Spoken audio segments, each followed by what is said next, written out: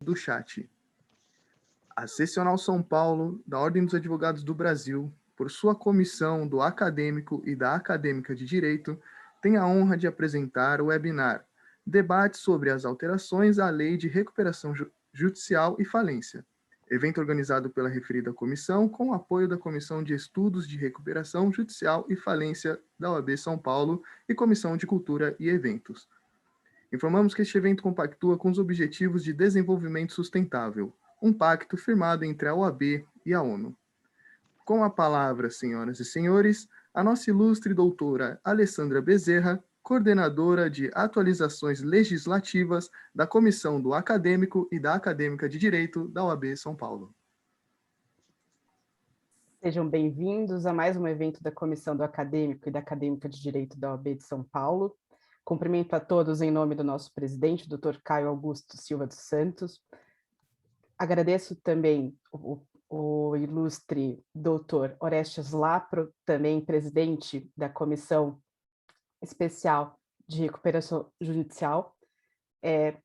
Com muita alegria, cumprimento os nossos expositores, o professor Manuel Justino, que nos dá o prazer da sua presença nesse evento, a professora Sinira Mello, que prontamente aceitou o nosso desafio proposto aqui, e o Thiago, que não titubeou em falar um pouco do direito tributário sobre o âmbito da recuperação judicial, que não é uma tarefa muito fácil. Eu agradeço, então, a todos presentes e, professor Justino, passo a palavra imediatamente ao senhor para nos dar a honra da sua aula na noite de hoje.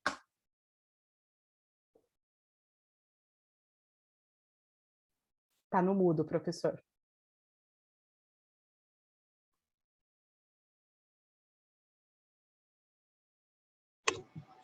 Pronto, consegui. Né? Em primeiro lugar, em vez de agradecer ao OAB, em primeiro lugar, eu agradeço a Alessandra. A Alessandra é minha querida aluna no Mackenzie, foi das mais brilhantes alunas que teve lá, deve ter passado com 10 ou 10,5 ou 11, com certeza, coisa desse tipo.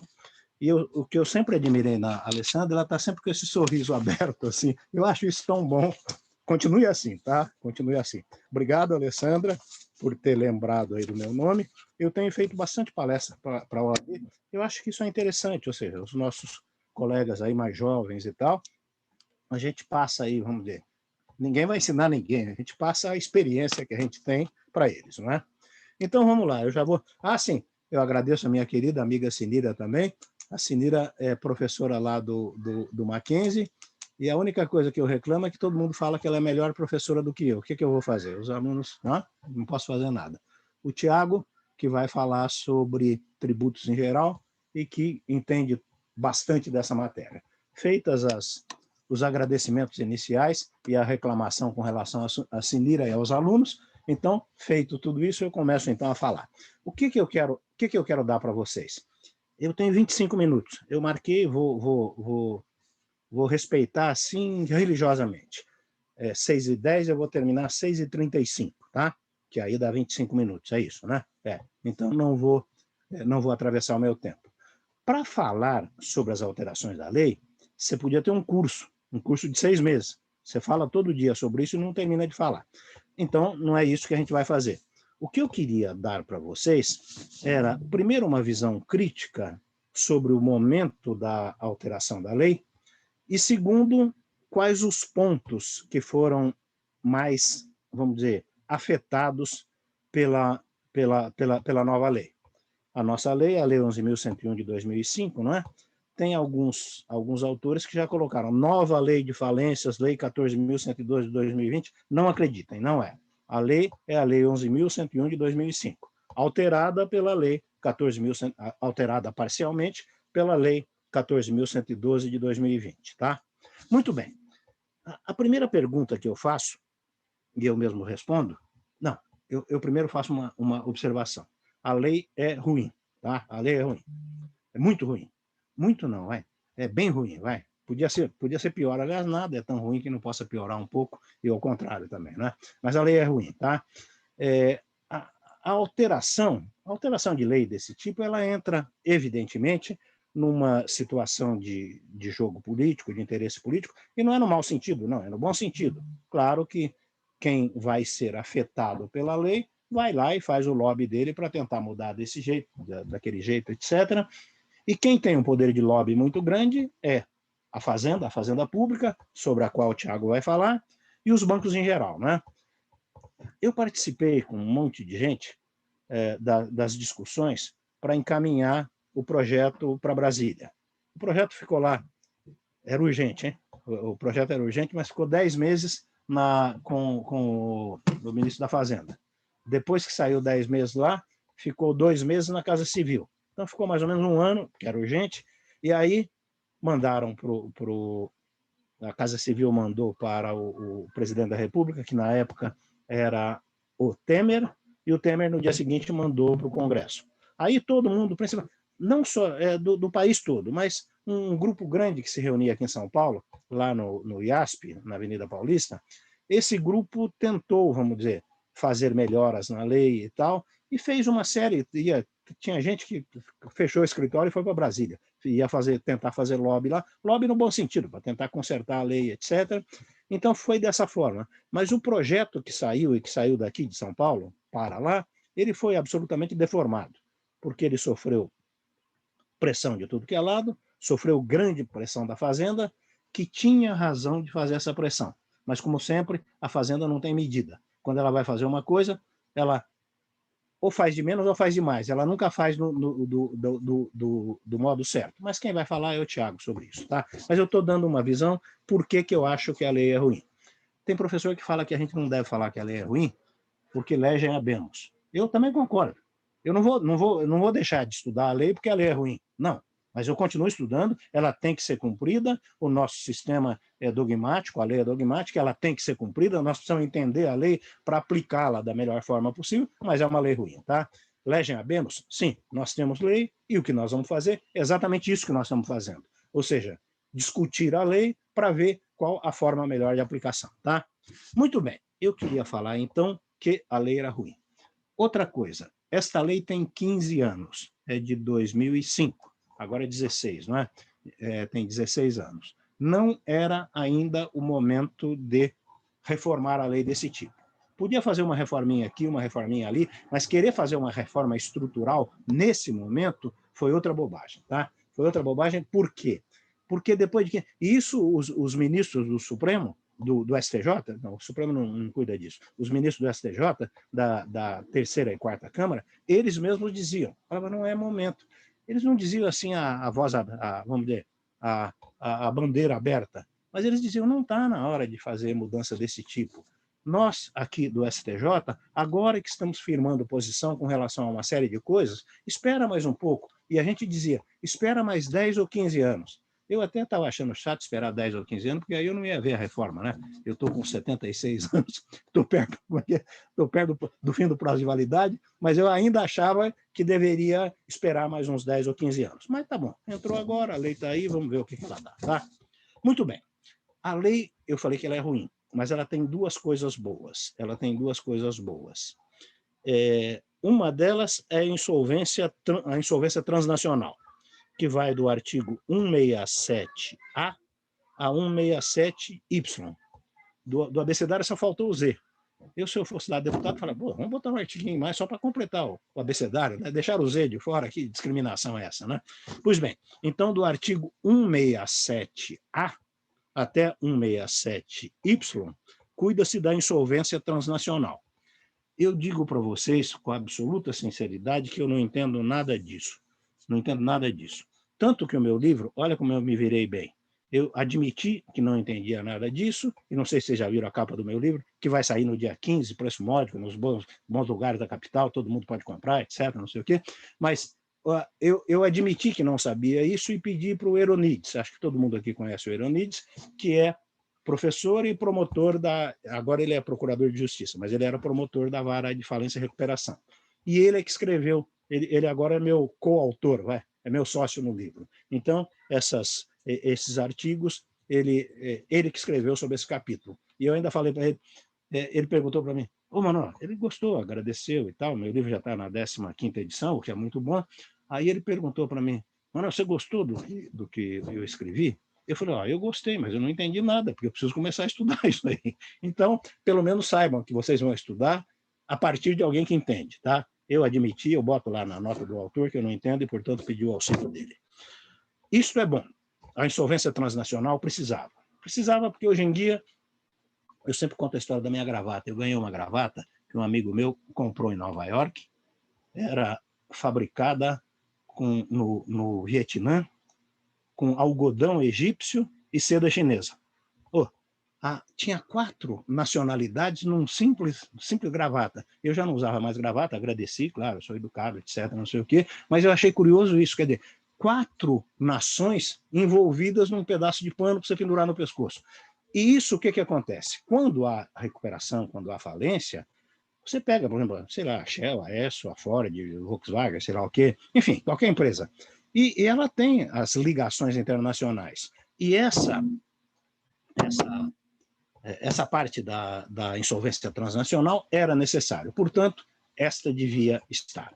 Uma outra coisa, e agora, Tiago, eu peço licença, eu entro só um minutinho, só uma coisinha no seu assunto. Outro artigo que é muito bom é o inciso 18 do artigo 50. Talvez o Tiago vá falar sobre isso, não sei, mas, Tiago, é só uma coisinha, tá? O que o artigo 18 do inciso 50 diz? Ele diz o seguinte, olha, se você entrar em recuperação, quiser vender a empresa e vender a empresa inteira, não há problema, você pode vender. Era aquela UPI. Então, hoje a lei admite que você venda a empresa inteira. Só que se você fizer isso, não será o pagamento feito na forma da recuperação. E sim o pagamento será feito como se fosse falência. Porque o que a lei admite é exatamente isso. Você não está em recuperação. Você está em liquidação. Você vai se liquidar, você vai desaparecer, você vai vender tudo que você tem. Então, isso foi bom, porque a fazenda estava sendo passada para trás.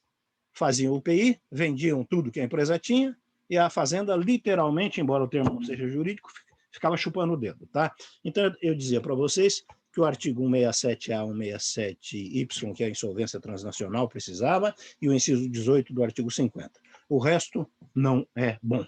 E eu vou dizer a primeira que eu não acho boa. Estou no tempo. Eu acabo ficando meio aflito, né? Mas eu estou controlando aqui. Vejam, quando a Lei 11.101 entrou em vigor, que tem o parágrafo 3º do artigo 49, que fala de alienação fiduciária em favor de bancos, naquela ocasião não havia a mínima dúvida que o bem alienado ficaria 180 dias com o recuperando. Não havia dúvida nenhuma, tá? Pois bem, os bancos não quiseram entrar nesta alteração. Foi convidado, a gente é amigo do advogado da Febraban e tal, ele ficou meio à distância, mas ele falou, não, a Febraban não quer entrar, não quer mexer nisso. Pois bem, a Febraban não quer mexer nisso, mas apareceu lá, não sei que coincidência, não é? Apareceu o parágrafo 7º-A do artigo 6º, que fala que o banco agora pode levar embora, tá? Se o juiz entender que o bem é essencial, o juiz pode, então, impedir que o banco leve embora. Mas a regra é, não se aplica suspensão para alienação fiduciária. Eu acho curioso isso, estou fazendo ironia, evidentemente, eu acho curioso isso, que o banco não queria nada com isso, e ainda assim o banco foi favorecido. Vai ter sorte, assim, não sei aonde, não é? Pois bem, esse artigo que eu estou falando é o parágrafo 7º-A do artigo 6º, tá? Muito bem, agora que me sobram 15 minutos, eu vou tentar dar uma visão. Eu espero não estar chateando vocês, eu sempre falo, eu espero não estar chateando vocês mais do que o necessário, mas eu tenho que falar isso, me pediram para falar isso aqui é chato, eu sou chato, mas não posso fazer nada, me pediram para falar isso, vocês estão esperando que eu fale, então eu vou continuar chato falando isso, tá? Uma coisa que eu vou avisar para vocês é o seguinte, eu vou avisar os alunos, né? Eu combinei com o Tiago, que está organizando isso, eu vou falar uma série de coisas e vou dizer qual é o artigo. Ou talvez nem diga, mas vou dizer assim. Só que vocês não precisam anotar, não. Porque esse papel que eu tenho aqui, que eu fiz todas as anotações, eu vou passar para o Tiago e o Tiago passar para vocês, tá? Então não se preocupem em anotar. Preocupe-se, anotar artigo, anotar isso, preocupe-se em prestar atenção. E depois que você vai anotar, aí você perde atenção, né? Perde tempo. Então, eu passo para o Tiago e o Tiago passa para vocês por e-mail de vocês, tá? E o que eu ia dizer, então? Essa visão geral das alterações que eu acho mais importantes. Já falei o que tem de bom, o que tem de ruim, agora vamos entrar na lei. A questão da suspensão das execuções. A suspensão, tem gente que fala stay period. Não é stay period, é suspensão do prazo, tá? Stay period é lá nos Estados Unidos. Eu acho gozado isso. Está na lei, suspensão do prazo, o cara não usa o termo da lei, vai lá no Estado, stay period. Eu fico bronqueado com isso. Bom, mas é outra coisa também. Falam isso porque falam que eu não domino o inglês. Tá bom que eu não domino o inglês, mas não precisa inventar uma palavra que está na lei, suspensão de prazo, e o cara vem com stay period. Vamos lá. Mas é preciso falar, porque de repente vocês ouvem falar stay period, não sabem o que é. Stay period é uma palavra americana que tem lá nos Estados Unidos, que corresponde ao que diz o artigo 6º, parágrafo 1º da lei, que é suspensão do prazo. Tá? É isso. Muito bem. Então, o que eu ia dizer? A suspensão do prazo, antes, era por 180 dias. Isso aí está no artigo 6º, parágrafo 4º. Eu não vou nem ler os artigos, porque não precisa, depois vocês vão ver. Mas está no artigo 6º e seguintes. Antes, o prazo só podia ser suspenso por 180 dias. O que aconteceu? Não havia condições de terminar a recuperação em 180 dias, o prazo não valia mais nada. A lei falou 2 vezes que o prazo é improrrogável, que não sei o quê e tal, em hipótese alguma será, e os juízes nem davam bola para isso, com toda razão, porque 180 dias não dava tempo, a gente sabia disso, tá? Pois bem, então, esses 180 dias agora, ele pode ser aumentado mais uma vez para mais 180, que dá 360. E se houver o que a gente chama de recuperação judicial, plano de recuperação judicial apresentado pelo credor, que é parágrafo 4º do artigo 56, depois vocês pegam isso aí, pode suspender por mais 180 dias. Então, o prazo que era de 180 dias de suspensão do processo é de 180, mais 180, 360, mais 180, que é 540, e eu boto no meu livro, não sei se estou certo, eu falo que tem mais 30 dias, que é lá do parágrafo 4º do artigo 6º. Eu acho que tem que dar mais os 30 dias que está lá previsto. Quem tiver interessado, depois compra meu livro, que eu falo tudo isso lá no livro, tá? Estou fazendo um marketing aí, não é? Pois bem, então, o prazo hoje, segundo todo mundo concorda que 540 não tem dúvida, tá? Eu acho que tem mais 30, 570. Isso aqui está no suspensão das execuções, e depois vocês vão ver. A execução fiscal, eu não vou falar sobre ela, mas a execução fiscal continua andando normalmente. Depois o Tiago vai falar sobre isso. Mas o juiz pode determinar a substituição do bem penhorado. Ele não pode suspender a execução. Enfim, a Fazenda viu que a coisa estava ruim, então ela tentou consertar algumas coisas, só que ela foi longe demais. Agora não vai dar certo porque está favorecendo demais a Fazenda. Antes a Fazenda realmente estava prejudicada. Agora a Fazenda está sendo favorecida demais. Banco não. Banco sempre tem favorecido. Antes, depois, se houver a nova lei, ele vai continuar, vem mais favorecimento. Banco vocês não precisam se preocupar, não, tá? Agora a Fazenda realmente ela acaba fazendo isso aí, tá? Habilitações. A habilitação tem um aspecto curioso na classificação dos créditos fiscais na falência, que tem um incidente agora para que as fazendas se habilitem lá. Está aqui, tá? Para fazer o quadro geral de credores, ao contrário do que acontecia antes, aliás, não acontecia antes porque os juízes não esperavam o julgamento de tudo, mas a lei agora está dizendo que não precisa esperar decisão das impugnações para fazer o quadro geral de credores. Faz o quadro geral de credores e toca para frente, tá? Os que ficarem pendentes, ainda não julgados, serão distribuídos ao próprio juiz da falência como processo de cobrança. É artigo 7º, parágrafo... Não, eu falei que não ia ler, está escrito aqui, depois vocês leem, tá? Recuperação judicial. O que houve de interessante na recuperação judicial? Tem mais 10 minutos, hein? Eu estou falando depressa, mas eu tento falar, assim, tudo que preciso, tá? É que se falar devagar não dá, eu não vou falar mais nada, tá? Recuperação judicial. Houve o conserto da recuperação judicial do produtor rural. E aí eu mostro para vocês que realmente esta alteração não era para ser feita. A recuperação judicial do produtor rural, da forma que estava sendo feita, sem lei, só com jurisprudência, era muito melhor do que o que eles colocaram aqui. Antes não havia possibilidade de recuperação do produtor rural, a menos que ele se registrasse há mais de 2 anos na forma do artigo 917 ou 971 do Código Civil, acho que é 971, eu marco esses aí, 971. Então ele podia, agora eu se invoquei, agora eu quero ver se é esse mesmo. 971. O produtor rural podia se inscrever na junta comercial, tinha que esperar 2 anos, não sabia que crédito entrava, não sei o que e tal, e o legislador da alteração percebeu que precisava mudar isso. E precisa mudar por quê? Quem está sustentando esse país aqui, por enquanto, é o agronegócio. Isso enquanto os compradores aí não brigarem de vez com a direção política do país e falar, quer saber de uma coisa? Agora eu não compro mais nada aí. Aí eu não sei o que vai ser. Mas isso aí é outra coisa também. Vamos voltar à lei, tá? Muito bem. A recuperação judicial do produtor rural, que está aqui no artigo 48, não vou falar, e artigo 49, e na lei, no artigo 11 da lei 8.919, está tudo aqui, tá?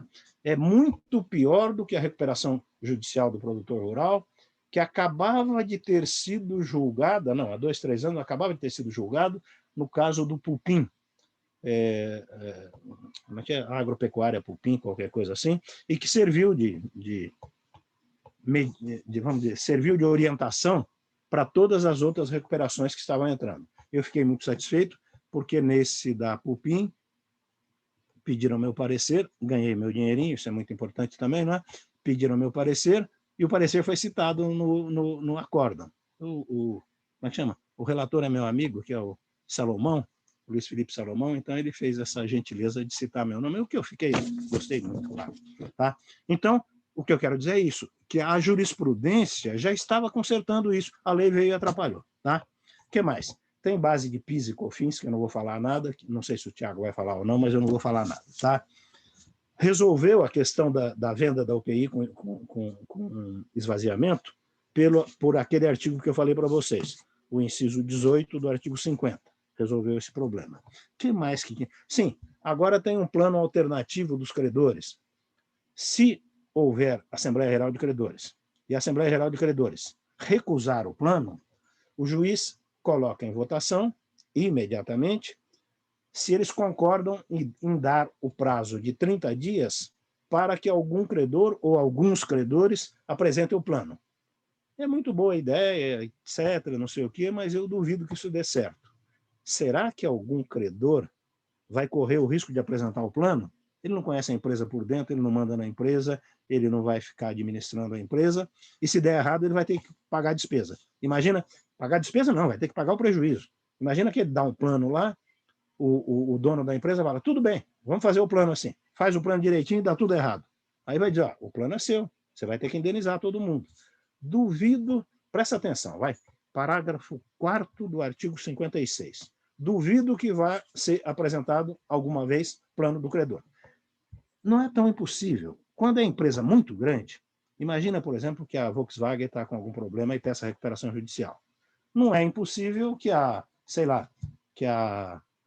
Honda entre lá em contato com eles e fale, olha, deixa que aqui eu apresento o plano, o Volkswagen e tal, não sei o quê. Mas isso só em altíssimos negócios. No dia a dia das recuperações que a gente vê, mesmo em empresa grande, tipo Oi, etc., não sei o quê, duvido que algum credor vá se dispor a fazer isso.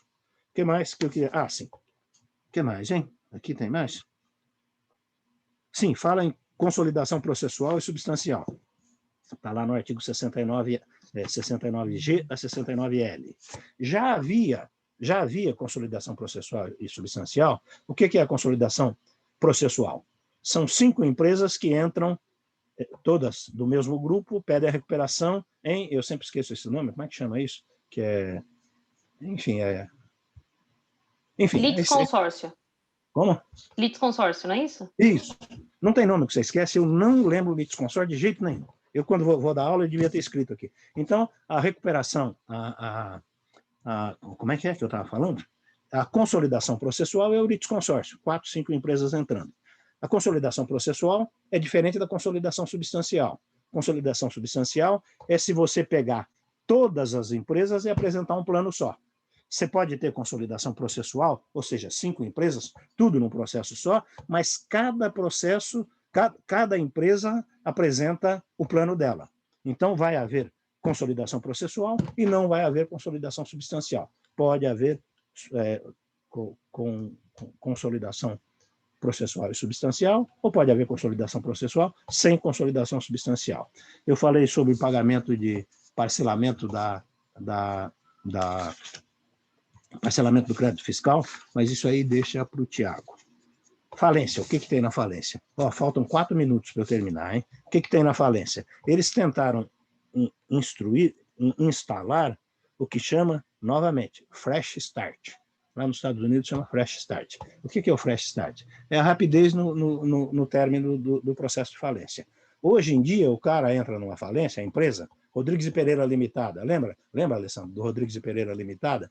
Então, o João Rodrigues e o Benedito Pereira, daqui a 20 anos, eles não podem ainda exercer atividade empresarial. Sujeito que, teoricamente, entende, poderia.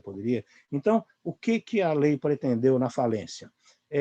Fazer esse chamado, vamos dizer, o término do processo de falência o mais rápido possível e liberar os empresários, as pessoas físicas, para que possam trabalhar. Isso aí é na falência, tá? Então, aqui, na falência, tem forma de reduzir prazos com sentença de encerramento, sentença de extinção das obrigações, enfim, agilizar de forma geral o procedimento de falência, tá? A recuperação extrajudicial. A recuperação extrajudicial teve 2 alterações. E nisso ela foi bem. Eu acho que a recuperação extrajudicial é que eles mexeram tão pouco, alteraram só 2 pedacinhos, então não conseguiram estragar muito. Não, mas realmente eles fizeram uma boa coisa.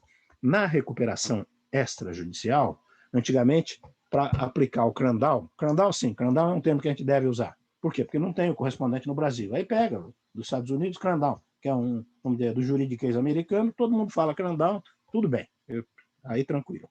O CRANDAL na recuperação extrajudicial precisava contar com votos favoráveis de 3/5 dos credores. Agora não é mais 3/5, agora é mais da metade, não é mais da metade. Ou seja, é mais da metade? Tem 50 credores, tem que ser 26, tá? E, sim, essa foi uma boa alteração, que diminuiu o número de credores para a aplicação do CRANDAL.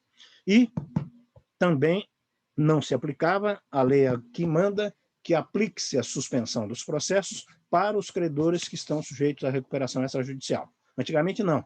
Entrava com pedido de recuperação extrajudicial, os processos continuavam andando. Os juízes já tinham percebido isso e já tinham dado essa suspensão. Mas agora a lei determina de suspensão, artigo 163, parágrafo 8º. Insolvência transnacional, eu já falei com vocês. Produtor rural, eu já falei com vocês. E que mais? Não, insolvência transnacional, produtor rural. E agora eu vou ficar conversando aqui com vocês durante 30 segundos, porque eu faço questão de aproveitar todo o tempo que me foi dado. Eu não posso terminar antes, até porque os alunos estavam aflitos para me ouvir. Então, eu não posso roubar desses queridos alunos 30 segundos que seja, né? Eu preciso atender aí o que a OAB me determinou, e, portanto, é por isso que eu fico conversando no final, dando um abraço aí para todo mundo, esperando que não tenha chateado vocês mais que o necessário, até que chega exatamente em 25 minutos e eu termino. Obrigado. Tchau. Beijo. Tchau. É isso aí, Alessandra. Foi super esclarecedor, professor, sem sombra de dúvidas. E acho que as críticas foram muito pertinentes, acima de tudo. Professora Sinira, fique à vontade para acrescentar os pontos de debate da nova lei. Obrigada, Alessandra. Boa noite a todos. Eu quero agradecer a todo mundo que está aqui, né? Agradecer ao OAB, agradecer a Alessandra, como bem lembrado pelo professor Manuel, a Alessandra, não conhecia a Alessandra, ela me procurou. Fiquei muito feliz com o convite, estou sempre à disposição, Alessandra. Agradecer a Mariana, que não está aqui, mas também foi minha aluna lá no Mackenzie, né? Eu conversei bastante com ela pelo WhatsApp. O professor Manuel Justino, gente, o professor Manuel Justino, ele é uma das pessoas mais generosas que eu conheço. E eu sempre faço questão de contar essa história, porque eu preciso contar, eu vou demorar 2 minutos e meio para contar essa história, mas eu preciso contar que há muitos anos não, vai, eu sou uma menina, né? sei lá, professor, quanto tempo foi? Sei lá, uns 8 anos atrás, 9 anos atrás, acho que para ser mais exato. Eu fui na TV Justiça, eu ia gravar um desses programas que tem na TV Justiça, e o professor Manuel Justino me viu na televisão. E eu tinha que indicar uns livros, e eu indiquei, obviamente, o livro do professor Manuel Justino. E eu dava aula na FMU, na outra faculdade, e o Dr. Garbi, que é também desembargador aposentado, trabalhava junto com o senhor, né, professor? E aí, acho que eles conversaram, e o Garbi falou, não, eu conheço a Sinira, uma mocinha, né, gente? Tudo bem que eu já não sou mais mocinha, mas era uma mocinha. E aí ele me mandou um livro autografado pelo professor Garbi. Ele nem, quer dizer, eu conhecia, obviamente, porque eu li o livro dele, mas não conhecia pessoalmente. Ele não me conhecia pessoalmente, quer dizer, a minha amizade com ele começou com essa gentileza. Então, eu não posso falar nada. O que eu posso falar do professor Manuel Justino? Ele é tudo na nossa vida, né? Sem falar que ele estava na minha banca de doutorado, ele fez o prefácio da minha tese quando eu publiquei, então ele me recebeu no Mackenzie de braços abertos, né, quando eu entrei lá, me deu todas as provas dele, todos os exercícios dele, falou assim, Nira, pode usar tudo, quer dizer, o que eu posso falar dele? Ele é o nosso pai. Eu e o professor Ronaldo, nós somos 3 lá no Mackenzie, na área de falência e recuperação, professor Justino, Ronaldo e eu. E a gente só fala bem, né? Porque a gente não tem o que fazer, a gente só agradece. Sinira, eu não sabia que eu era tão bom assim, estou até emocionado. Não, mas o senhor é mesmo. E outra coisa, ele fica falando, desde que eu entrei no Mackenzie, ele fala assim, não, esse é meu último ano, porque eu estou muito velho. Faz 5 anos que eu estou no Mackenzie, é o último ano dele, viu? Então, se preparem que pode vir 80 reformas, que ele ainda vai estar aí firme e forte. Sempre, obrigada, professor. E o professor Manuel Justino é um fofo, e ele é a nossa inspiração no Mackenzie, com certeza absoluta, não tenho o que falar. Então, quero agradecer muito ao senhor. Doutor Tiago, conheci hoje, muito prazer. Acho que realmente falar de direito tributário na recuperação tem que ser uma pessoa corajosa, viu? Obrigada, estou ansiosa. Já peguei até meu bloquinho de notas, porque eu preciso anotar tudo isso, né? Porque, como diz o professor Justino, a gente está aprendendo, né? Essa reforma foi uma reforma grande e estamos aqui todos os dias aprendendo. Stephanie, muito prazer também, está aqui com a gente hoje. O Tiago, a Fabiana da OAB, todo mundo que está aqui. Eu quero deixar um beijo especial para a professora Rosemarie Filardi, que está escutando a gente. É a professora da PUC, eu fui assistente dela há muito tempo. Lá na PUC, ela está aqui, eu vi o nome dela aqui. Ela falou para mim que ela ia entrar e ela entrou mesmo. Obrigada, viu, querida? Uma pessoa muito generosa também, que me acolheu na PUC também quando eu era uma menina. E eu trabalhei com ela um tempão e fico muito feliz que ela esteja aqui. É uma querida amiga que também entende tudo de falência e recuperação, estava na minha banca de doutorado também, então, graças a Deus, aqui estamos todos sempre entre amigos, né? Muito bem, eu não vim aqui para falar de mim, né? Vim para falar da matéria, então vamos lá. Olha só, concordo com o professor Manuel, a reforma não é boa. Eu me dispus aqui a falar um pouquinho sobre o plano e um pouquinho sobre a Assembleia que aprova o plano. E a gente tem... eu vou trazer aqui para vocês a minha impressão. Né? Infelizmente, eu ainda não recebi o livro do professor Manuel. Já comprei, viu? Eu fui uma das primeiras a comprar. Só que ainda não chegou. Eu estou ansiosa, esperando esse livro para a gente ver o que ele vai dizer aí nesse livro. Mas a gente tem alguma doutrina já, quase nada de jurisprudência, obviamente, porque o negócio é muito recente, e a gente está tentando entender um pouco o que o legislador quis fazer. Tem alguns pontos que a gente, de fato, se esforça, mas que não vai, né? Então, a gente talvez realmente precise de um tempo aí para a gente absorver tudo isso. Concordo que agora que a lei estava entrando no prumo, não tinha que ter essa reforma desse jeito, né? A gente estava se acostumando com os conceitos estavam sendo consolidados, né? As principais discussões, aí vem a reforma, muda tudo, traz umas coisas que eu vou mostrar para vocês que de fato a gente fica sem saber, né? O que vai? Eu acho que gera um pouco aí de insegurança até que as coisas retornem mesmo para os trilhos, né? Vamos ver o que vai rolar. Mas eu me dispus a falar aqui, estou contando meu tempo também, sobre o plano de recuperação e sobre a Assembleia. Então, vejam, o grande ponto da recuperação judicial e da recuperação extrajudicial, na minha opinião, né, sempre foi a questão da natureza contratual dos procedimentos, né? Então, a ideia qual é? Eu tenho um empresário que está em crise, uma sociedade empresária, ele está em crise, está quebrando, está numa situação difícil, ele vai buscar o judiciário para tentar uma negociação com os seus credores. Então, o que ele quer é um grande acordo, um acordo coletivo. Ele quer juntar todo mundo e falar, gente, olha, estou numa situação difícil, essa é a minha proposta, vamos negociar. Então, esse é o plano. O plano é o documento mais importante do processo. Esse plano é votado, é negociado e, excepcionalmente, no caso do Clandal, vai ser imposto. Mas a ideia é que ele seja, de fato, negociado.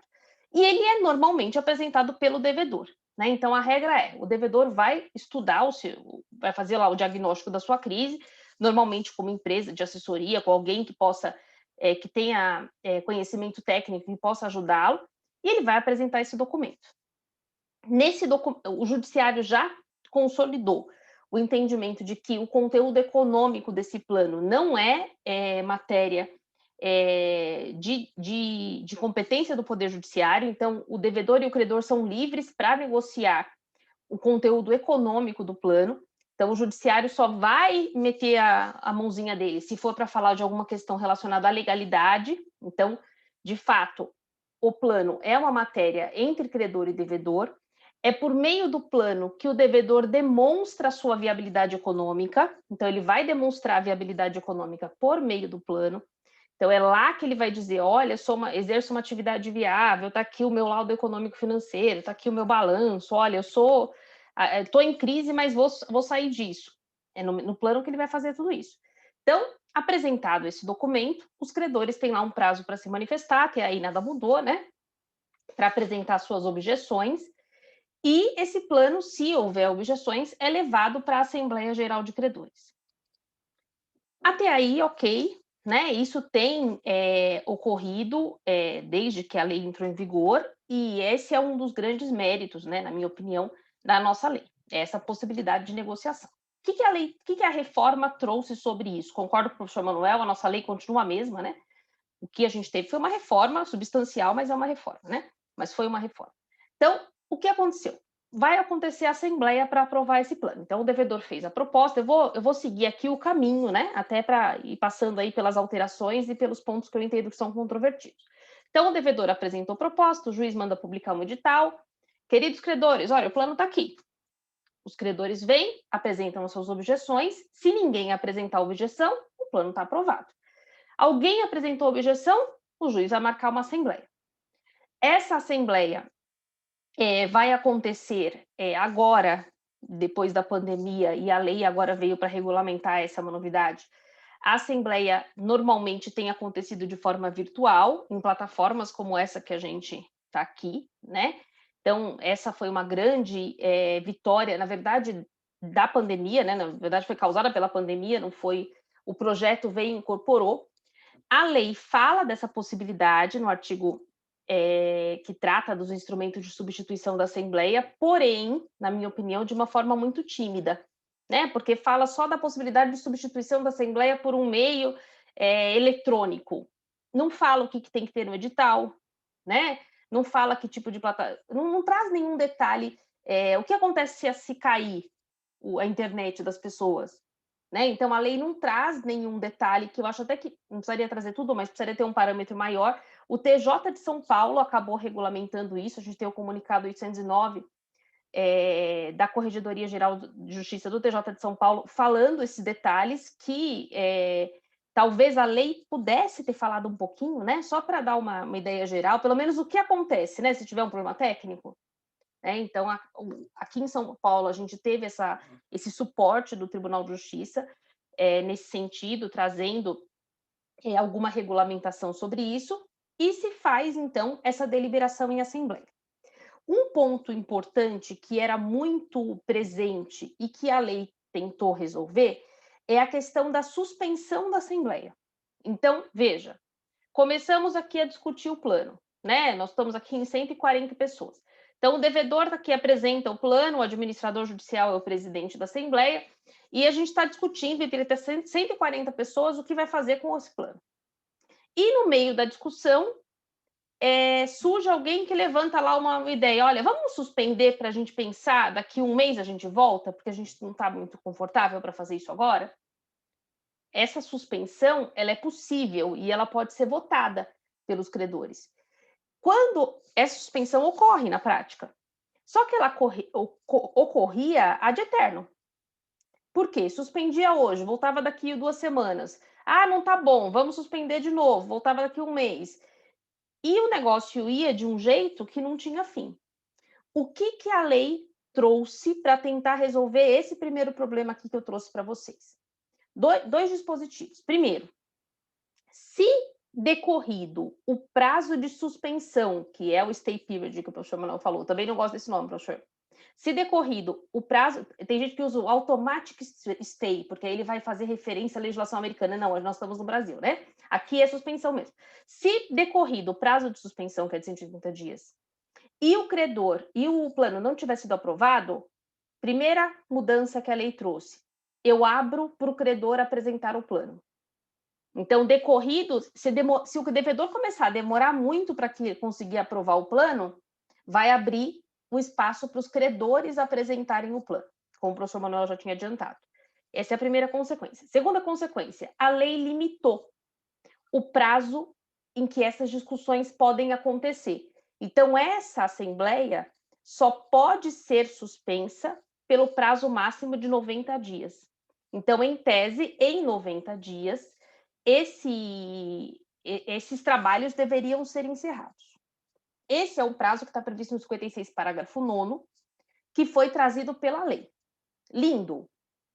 Vai funcionar?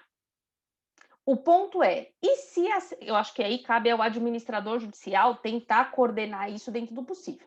Mas e se o plano não for aprovado em 90 dias? O que faz? Não tem o que fazer, né, gente? Vai ter que fazer assembleia. O professor Fábio Ulloa, no livro dele, está trazendo um posicionamento que eu acho que é bem interessante, mas vamos ver, né, como é que vai funcionar. Ele diz o seguinte, olha, se nos 90 dias suspender essa assembleia, e nos 90 dias não ocorrer a finalização dessa deliberação do plano, começaria uma nova assembleia. E qual seria a vantagem disso, ou desvantagem? Durante essas suspensões, só discute quem já estava na assembleia no momento em que ela começou. Então, a assembleia começou, 140 pessoas, somos nós aqui. Paramos. Se a gente vai continuar na semana que vem, só pode entrar quem já estava na primeira. Porque senão vira aquela confusão e ninguém nunca acaba, né? A discussão não acaba nunca. Então, é uma continuação da primeira. Esse era um posicionamento da jurisprudência super tranquilo. Veio a lei e falou, tem que ser 90 dias. Se no final dos 90 dias não tiver concluído, o professor Fábio Ulloa se manifesta expressamente na obra dele e vai dizer o seguinte, olha, então começa uma assembleia nova. Então, todos os credores são convocados novamente, e aí começaria, dali para frente, de novo.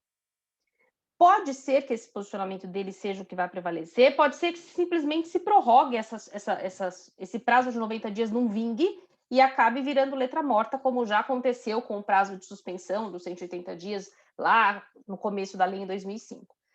Veremos. Então, esse é um ponto que foi positivo, porque o legislador quis, de fato, limitar essas discussões. Porém, não sabemos se vai funcionar, né? Então, esse é um primeiro ponto importante sobre a Assembleia que eu queria trazer para vocês, que eu acho que foi, assim, tecnicamente positivo. Muito bem. Discutiram o plano. Credores e devedor deliberaram e resolveram rejeitar esse plano. E agora? O que muda? Antes da reforma, era assim. Se o plano for rejeitado na Assembleia, o juiz verifica, o administrador judicial faz a ata, manda lá para o juiz vai verificar. Estão preenchidos os requisitos do Crandall, né? Que são 3 requisitos lá cumulativos, tem lá uma continha para fazer complexa. O juiz vai fazer a conta. Estão preenchidos. O juiz aplica o Crandall, enfia a goela abaixo, a recuperação judicial é concedida, mesmo com o plano rejeitado. Até aqui nada mudou. Não, olha só, não foram preenchidos os requisitos do Crandall. Então, vamos lá. O plano foi rejeitado, não foram preenchidos os requisitos do Crandall. E agora, decreta a falência? Não.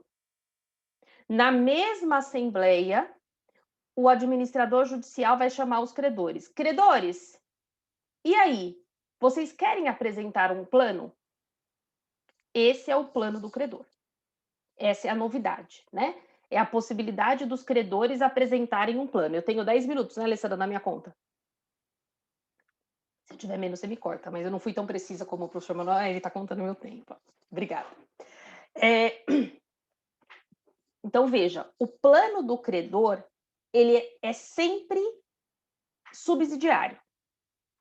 Então, eu sempre tenho um período em que o plano é só do devedor e só se não der certo é que o credor pode apresentar esse plano. Então, aqui nessa hipótese que eu estou dizendo, o plano foi rejeitado pela Assembleia, primeiro requisito. Segundo requisito, não estão preenchidos os requisitos do Crandall. Porque se tiver preenchido, se os requisitos do Crandall estiverem preenchidos, eu não preciso de plano do credor, é o plano do devedor que vai ser, a recuperação vai ser concedida a partir do plano do devedor. Não foram preenchidos os requisitos do Crandall, o plano foi rejeitado. O administrador judicial, na mesma Assembleia, pergunta, credores, vocês querem apresentar um plano? Se ele tiver a adesão desses credores, se os credores aprovarem essa deliberação, e aí o quórum é de mais da metade dos presentes, se os credores aprovarem essa deliberação, eles terão 30 dias para apresentar um plano. E aí, gente, nós teremos em 30 dias o plano do credor. Pode ser um plano de um credor, podem ser vários planos de vários credores. Vai funcionar? Concordo com o professor Manuel, acho muito difícil. Especialmente por quê? Porque o legislador não falou só para o credor apresente um plano. Ele trouxe requisitos. Então, primeiro, para que um plano seja considerado um plano do credor ou de grupo de credores, seja possível, passível de apresentação, eu preciso de uma adesão de pelo menos 25% dos créditos sujeitos à recuperação ou 35% daqueles que estavam presentes. Então, eu preciso de uma adesão, de uma representatividade mínima dos credores. Então, esse é o primeiro ponto. Segundo requisito, aí a lei traz vários, tá, gente? Eu vou aqui colocar o que eu acho que é mais importante. Não imputação de obrigações novas. Então, quer dizer, esse plano vai ser apresentado, mas o devedor não piora a sua situação, o seu passivo continua igual. E aí vem um ponto, não a imposição de um sacrifício maior do credor do que ele do sacrifício maior do devedor do que ele teria com a falência. Então, a situação dele não piora. E aí vem um outro requisito que, para mim, é um enigma. Olha o que a lei diz. Esse plano, o plano do credor, pode ser um ou podem ser vários. Esse plano, professor Manuel, eu quero ver o que o senhor acha disso. Ele diz o seguinte, esse plano não pode conter previsão, esse plano tem que conter previsão de isenção de garantias pessoais prestadas por pessoas naturais em relação aos créditos a serem novados. Gente, o que quer dizer a palavra isenção? O Tiago vai me responder melhor, né? Porque isenção é lá no tributo, né? O que é isenção? Então, vejam, será que o legislador quer que o credor que apresentou o plano e que os credores que aderirem a esse plano renunciem a eventuais garantias reais prestadas pelos sócios? Quer dizer, você apresenta um plano, mas você tem que renunciar à sua garantia real. Quem é o credor que vai querer apresentar esse plano? Eu não renuncio, você renuncia? Né? E eu acho que aí vem um pior, que é o plano pode prever a capitalização dos créditos, ou seja, esses créditos viram capital social, esses credores podem assumir o controle da empresa e aí o sócio vai lá e pede para sair. Gente, Deus abençoe, né? O que vai ser isso, né? Então, e aí, a cereja do bolo, na minha opinião. Existe um procedimento para que esse plano seja impugnado, por exemplo, pelo devedor? A lei não fala nada. Então, os credores vão apresentar esse plano. E depois? Vai ter um prazo para que o devedor se manifeste contrariamente? E se esse plano tiver alguma ilegalidade, o devedor não vai poder falar sobre ele? A lei não fala. A lei não fala o que vai acontecer com esse plano em relação ao devedor. O professor Fabio também fala que esse plano precisa da concordância do devedor. Faz todo sentido, né? Um tempo atrás, eu e o professor Manuel Justino participamos de um outro evento e a gente conversando, o professor Manuel falou, se o devedor pode concordar com a alteração, quer dizer, se o devedor tem que concordar com eventual alteração do plano, que é o que está lá no 56, parágrafo 3º, que estava e continua, não mudou, a gente tem que concluir, pelo menos parece que é isso, que o devedor tem que concordar também com esse plano ou com esses planos que o credor apresentar, ou que os credores apresentarem. Se esses planos forem impostos, gente, a gente está dizendo assim, credor é o seguinte, devedor é o seguinte, nós vamos apresentar o plano, nós vamos aprovar e você cumpre aí. Se vira. Né? A gente não sabe o que vai acontecer, mas isso, na minha humilde opinião, quem sou eu, né? Sou uma professora de direito aqui, ó, sou uma menina, perto de todo mundo aqui. Na minha opinião, isso é horrível. Né? Ou, sei lá, está muito mal escrito. Precisaria se explicar melhor, né? Então, vamos estabelecer um contraditório. Então, da mesma forma que os credores podem apresentar objeção ao plano, o devedor também poderia apresentar uma objeção ao plano dos credores, né? Deveria ter um momento adequado para isso, a lei não diz. Não sabemos como é que o judiciário vai encarar isso. Eu tenho 2 minutos. Tudo bem? Então, esse é um ponto que eu acho que esse plano do credor é um enigma. Eu acho também que a ideia pode ser ótima. Realmente, o professor Daniel Carnio, que participou ativamente aí desse projeto, ele diz que tem que existir uma participação ativa dos credores, concordo plenamente. Os credores, com exceção dos bancos, que estão sempre lá nas assembleias para brigar, né? Os demais credores, eles ficam inertes na recuperação, a gente sabe, né? O credor, às vezes, não tem, ele nem tem vontade, porque o crédito que ele tem para receber, às vezes, não compensa investir. Né? Então, às vezes, você tem um valor tão baixo para receber que você vai pagar um advogado para ir na assembleia, para brigar, porque você sabe que você vai receber em 30 anos, então é melhor você deixar lá correr.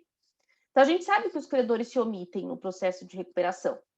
Porém, eu entendo que o credor tem que ter uma participação, só que a gente tem que ter segurança, né? Eu acho que o ponto da segurança jurídica é um ponto fundamental. Então, eu acredito que nessa parte do plano do credor, a gente tem muito ainda que avançar antes de aplicar isso daí, antes de aplicar essa regra, tá? E a última coisa que eu vou falar em 1 minuto é: a lei trouxe, que é uma novidade que também é muito importante, na minha opinião, a possibilidade dessa Assembleia Geral de Credores ser substituída por um termo de adesão. Então, antes da Assembleia acontecer, até 5 dias antes, o devedor pode apresentar nos autos um documento assinado pelos credores. O quórum continua o mesmo, né? Aí tem um quórum complexo que divide por classes, mas o devedor pode apresentar esse documento assinado pelos credores, obedecendo o quórum, e aí suspende a Assembleia. Parece bem interessante. Nesse caso, a lei estabeleceu um contraditório, então os credores podem impugnar, podem se opor, a lei fala em oposição, né? Os credores podem se opor a esse termo de adesão, apresentar alguma ilegalidade, tem lá uma matéria taxativa. Só o último detalhe que com ele eu finalizo. Para o devedor vai ser mais difícil. Por quê? Porque na Assembleia o quórum é apurado a partir dos presentes, né? No termo de adesão, o quórum vai ser apurado a partir da totalidade dos créditos, porque eu não tenho presentes e ausentes. Então, para o devedor vai ser mais difícil, a meu ver, né? Conseguir a aprovação do plano pelo termo de adesão. Mas se conseguir, melhor, né? Economiza a Assembleia, economiza esforço e resolve o problema. Então, isso eu acho que é positivo desde que se consiga aplicar. Vai demandar um esforço muito maior, na minha opinião, dos credores, do devedor, desculpem, para conseguir esse quórum, atender esse quórum de mais da metade de cada uma das classes, aí a lei traz regras específicas, né? Conseguir atingir esse quórum, considerando a totalidade dos credores, não vai ser uma tarefa fácil, mas se ele conseguir, melhor, né? Resolve o problema, sem precisar, de forma muito mais rápida, muito mais econômica e muito mais eficaz.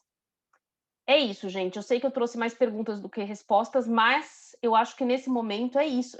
Não tem o que fazer, né? E não queria estar na pele do Poder Judiciário, que vai ter que julgar isso, né? Julgar essas questões tão difíceis, na minha opinião, né? Muito obrigada. Desculpem se falei demais, se foi muito corrido, mas é o que eu queria aí falar hoje. Obrigada, viu?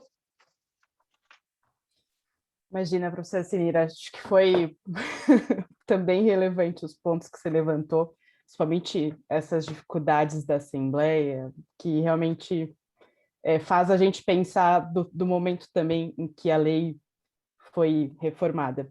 Tiago, com você agora o desafio de debater esse tema denso, que é o direito tributário e as principais alterações aqui na reforma.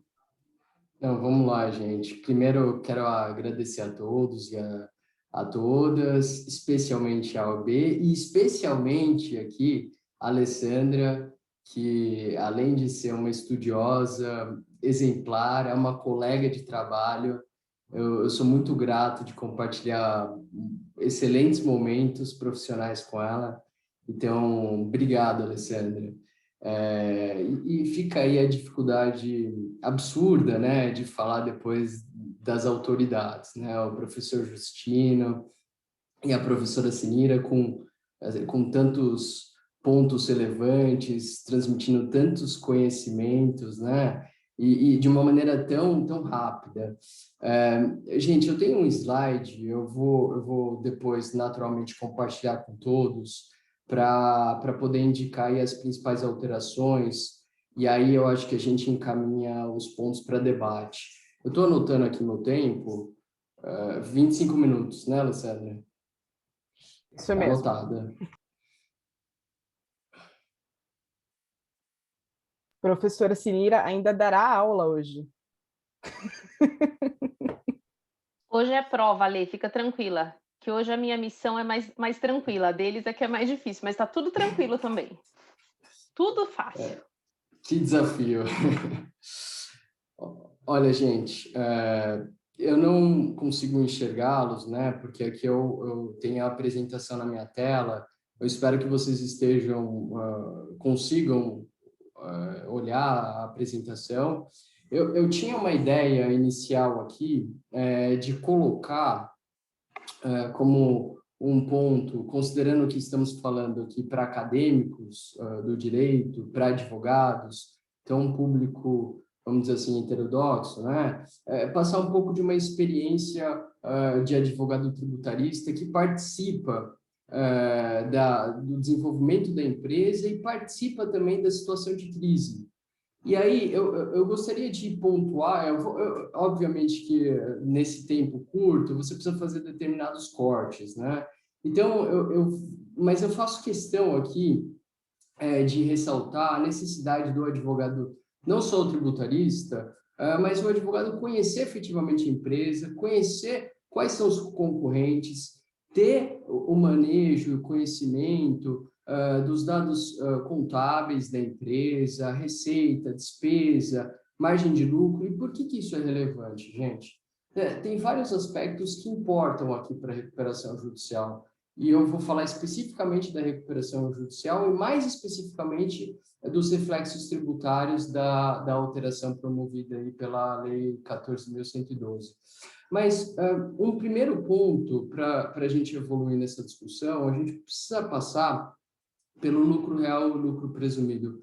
Eu sei que a matéria tributária, ela não agrada a todos, né? Mas eu vou fazer prometo que eu não serei rigoroso em termos matemáticos e eu vou passar pelos conceitos de uma forma que eu acredito didática.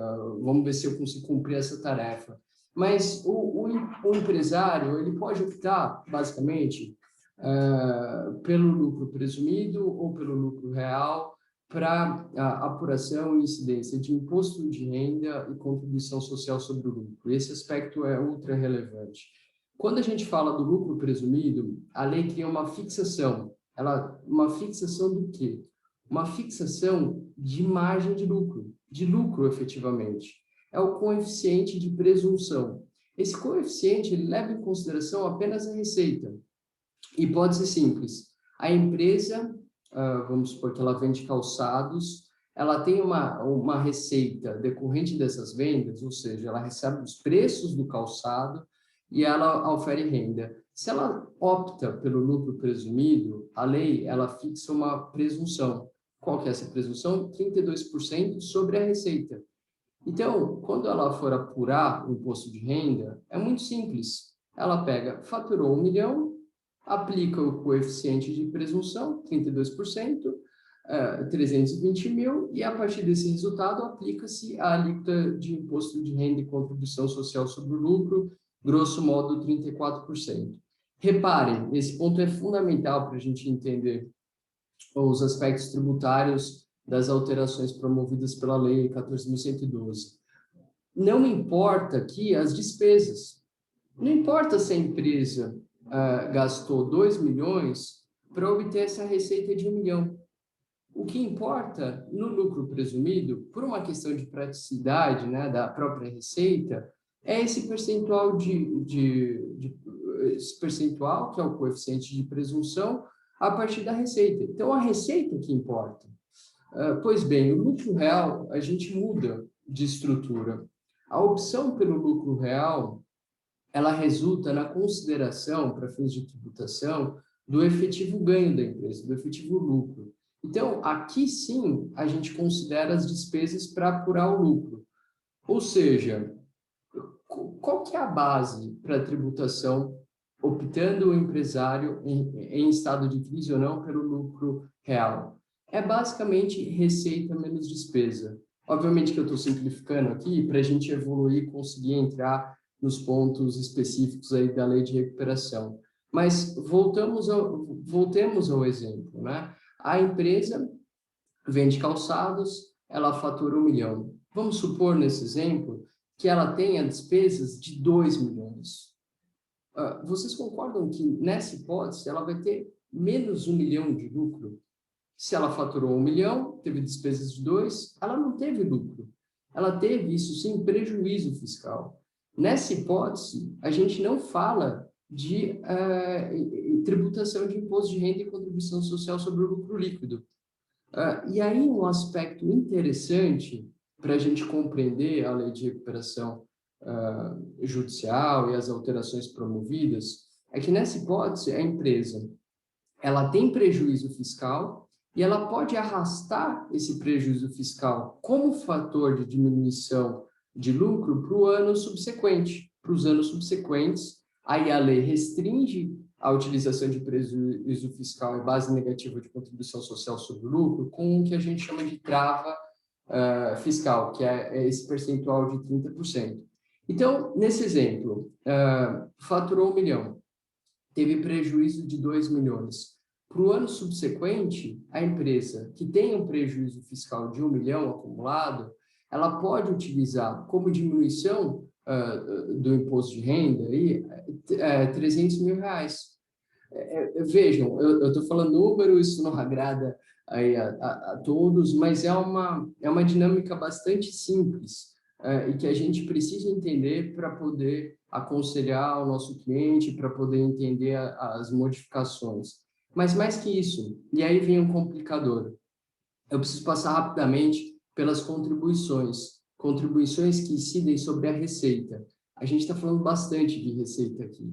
E a gente tem, na legislação federal, essas contribuições. São duas, mas a gente pode tratar da mesma maneira, porque, efetivamente, a lei ela se repete para essas duas contribuições. A contribuição ao PIS e a COFINS. De novo, né? Incidência sobre receita e faturamento. Receita igual a faturamento aqui. Eu não vou entrar em maiores discussões nesse momento, mas o que eu preciso enaltecer aqui é que tem 2 regimes para apuração aqui das contribuições ao PIS e da COFINS. O regime cumulativo, que tem uma alíquota menor, de 3,65%, e esse regime cumulativo é específico para o lucro presumido. Então, a empresa optando ou sendo obrigada, né, tem as hipóteses legais, ao lucro presumido, ela arrasta, então, o regime cumulativo para apuração de PIS/COFINS. De outro lado, optando pelo lucro real, ela vai para o regime não cumulativo. E aí a gente tem uma complicação no regime não cumulativo, especialmente para quem não atua na área tributária. A gente tem uma alíquota maior, que consta aí no slide, 9,25, mas, e esse mas faz toda a diferença na análise do advogado, é possível deduzir créditos. E aqui entra toda uma complicação que envolve sempre um tributo apurado no regime não cumulativo. Por quê? Porque no regime cumulativo, muito simples, você observa a sua receita e aplica o percentual de 3,65%. No regime não cumulativo, não. Você precisa analisar quais as despesas que esse empresário tem. Por quê? Porque determinadas despesas, basicamente os insumos, eles geram crédito na apuração de PIS/COFINS, que resultam numa efetiva apuração aí de uma alíquota efetiva menor do tributo. De novo, eu vou dar um exemplo e eu vou para a indústria, para a gente entender melhor a questão do regime não cumulativo. A indústria adquire matéria-prima para a produção de determinado produto. Vamos supor que é uma indústria de calçado, adquire os produtos, o couro, enfim, mesmo prestação de serviço, de treinamento dos funcionários, os equipamentos de proteção individual, e todos esses insumos geram crédito de PIS/COFINS. Então, o empresário ele aplica 9,25% em relação a essas despesas, e na apuração ele deduz. Então, a alíquota efetiva é menor. Eu sei que é complexo, mas para vocês entenderem, então, quando a gente está numa situação de crise, a partir do que eu expus, é natural que a empresa caminhe para o lucro real e é natural que haja uma análise bastante importante aqui para o regime não cumulativo, a análise do que pode ser tomado de crédito no regime não cumulativo para que não haja esse impacto tão violento aí, tributário de 9,25% sobre a receita. Eu vou evoluir. Aqui eu coloquei outras questões importantes atinentes aí à atividade do advogado tributarista. Eu não posso, infelizmente, em razão do tempo, passar por todas elas, mas eu só quero fazer duas indicações aqui. Uma, para a questão, e aqui eu vou simplificar de novo, para a questão da responsabilidade de sócios administradores, responsabilidade que envolve o não pagamento de tributos, então, o inadimplemento, na situação de crise da empresa que a gente está tratando, vale a pena olhar a falência como uma opção. Gente, existe um ranço aí, um rótulo que se dá à falência, um pressuposto de que a falência é sempre fraudulenta e que é o pior dos mundos. Não é bem assim, tanto numa visão mais ampla, para a sociedade, como para a própria empresa. A gente tem aí os casos de startup, a gente tem como exemplo aí uma economia que pode se dizer mais avançada que a dos Estados Unidos, e a falência faz parte do jogo. Para a questão da apuração da responsabilidade tributária dos sócios administradores, tem um ponto relevantíssimo, que é o seguinte: um fator que a gente vê todos os dias no judiciário de responsabilidade do sócio e administradores, mesmo, por assim dizer, sem a desconsideração formal da personalidade jurídica por inadimplemento tributário, é justamente a dissolução irregular da sociedade. Ou seja, a empresa, numa situação de crise, simplesmente fecha as portas, sem qualquer outro cuidado por parte dos administradores e sócios da empresa. A falência é uma dissolução regular da sociedade. Então, nesse sentido, há uma proteção, sim, em relação aos sócios. Então, eu quero fazer essa indicação, e depois a gente pode voltar a ela, e aí eu tenho um contexto mais amplo, né? Para a sociedade, o que é melhor, muitas vezes, é tentar salvar aquela empresa que você sabe que não vai para lugar nenhum, ou aí ter um novo player assumindo essa atividade, né? E aí fomentar mesmo a destruição criativa, para usar aí o termo do Schumpeter, com as inovações todas e o impacto que isso pode ter benéfico. Obviamente que cada caso é um caso, mas é só uma outra visão para a gente discutir posteriormente dentro dessas atribuições aí do advogado. E por fim, e eu já vou passar aí para as alterações, um ponto que eu acho crucial aí, que a gente sempre enfrenta, é o timing para a propositura da recuperação judicial. Eu diria que o fator preponderante para o êxito na recuperação judicial é entender esse contexto e entender o timing. A demora na propositura da ação de recuperação judicial é fatal. Eu digo, se a empresa está muito endividada com os fornecedores, não consegue ter peças para produção, tem dificuldades para obter receita, já esgotou todos os créditos com todos as possíveis instituições financeiras, você não tem muita margem, inclusive com os adquirentes, dependendo da cadeia que essa empresa atua, é uma situação muito difícil que acaba por inviabilizar na prática a recuperação judicial. Então, esse é um cuidado que na atuação aí de assessoria às empresas em crise, a gente precisa ter com muita sensibilidade, que a gente não domina as informações todas, principalmente as informações econômicas, mas é sempre alertar o cliente para os riscos que a demora pode trazer. E aqui eu já vou direto para o tema, e aí eu faço um questionamento, que é, na verdade, a principal pergunta em relação às alterações trazidas pela Lei 14.112, 2020, considerando a derrubada dos vetos, inclusive, que esse é um outro ponto que pode ser objeto de discussão, mas qual que é o papel da Fazenda Nacional na recuperação judicial? Tem aí a imagem da obra clássica, né, O Cavaleiro Inexistente, de Ítalo Calvino, que é uma obra ultra interessante, que é justamente esse paladino, aí, esse guerreiro do exército do Carlos Magno, nessa obra de ficção, obviamente, do Ítalo Calvino, que não existe. Ele não existe, apenas a armadura dele consta lá, mas ele é um cavaleiro exemplar, aficionado com as coisas, com a perfeição, para a boa ordem do exército, mas ele acaba, na sua inexistência, desenvolvendo papéis interessantes ali no contexto da narrativa, mas ele não existe, mas ele está lá.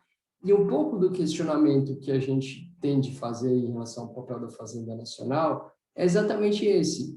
A Fazenda Nacional participa ou não? O crédito tributário, ele concorre ou não? Em qual maneira que ele influencia? Sempre pensando no sentido da lei de tentar salvar o empresário, né? De tentar sanear essa empresa em crise.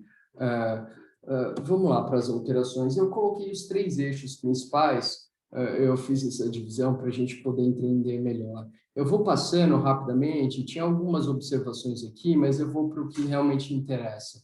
O que interessa é o seguinte, gente, o crédito tributário, ele tem preferência, está aí o artigo do CTN, e, novamente, no CTN, essa disposição que o crédito tributário ele não concorre, não é sujeita a concurso de credores ou habilitação em falência e recuperação judicial.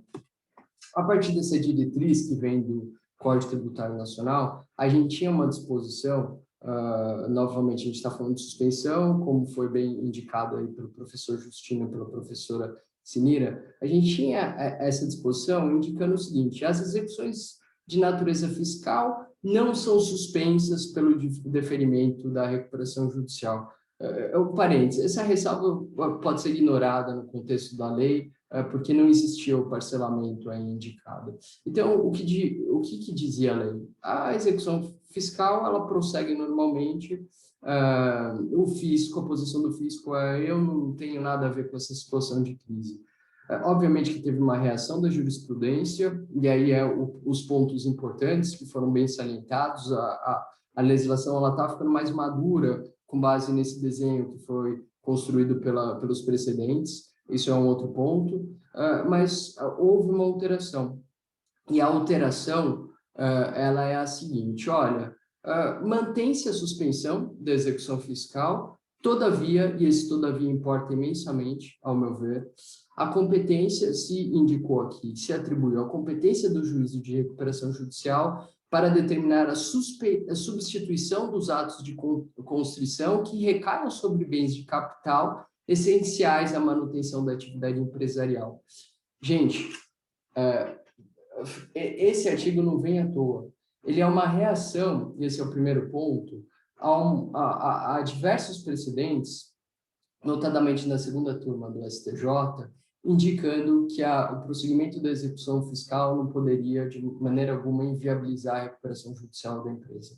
Então, o que se fez aqui com essa alteração foi um pouco sistematizar esses precedentes para dizer o seguinte: olha, a execução fiscal ela pode continuar, mas, todavia, e esse mais importa, novamente, eu ressalto aqui imensamente, o juízo da recuperação judicial vai determinar se substitui ou não aí os atos de constrição. E aí, gente, o que a gente vai ver na prática? Todo bem importa numa recuperação judicial. Muito dificilmente o juiz da recuperação judicial vai ter que ser muito insensível para não determinar aí o ato menos gravoso em relação à constrição para o devedor. Essa é uma posição que eu tenho. Então, a legislação, essa alteração veio, na verdade, e a gente vai poder ver isso de perto, trazer a fazenda pública para dentro da recuperação judicial, e esse é um primeiro indício. Falou assim: fazenda pública, a execução fiscal, tudo bem, não suspende, mas eu não vou deixar você prejudicar efetivamente a possibilidade de saneamento da empresa em crise. E aí a gente tem os precedentes, a divergência jurisprudencial. Eu vou correr porque meu tempo tá se esgotando aqui. O que vale a pena indicar aqui é que essa divergência entre a primeira e a segunda turma, ela foi reconhecida pelo próprio STJ, e aí a gente tem um tema 987 decorrente, né, da afetação dos recursos especiais aí indicados, justamente para discutir a possibilidade de prática de atos constritivos em face da empresa em recuperação judicial, em sede de execução fiscal da dívida tributária ou não. Então, é engraçado que o STJ faria aí um precedente vinculativo para definir essa questão, mas aí vem a nova redação da lei. Vamos ver como é que vai seguir esse assunto. Aí um outro ponto importante, e esse ponto não foi alterado, é que a legislação de recuperação da empresa, ela exige, lá no artigo 57, a apresentação das certidões de regularidade fiscal para a homologação do plano aprovado.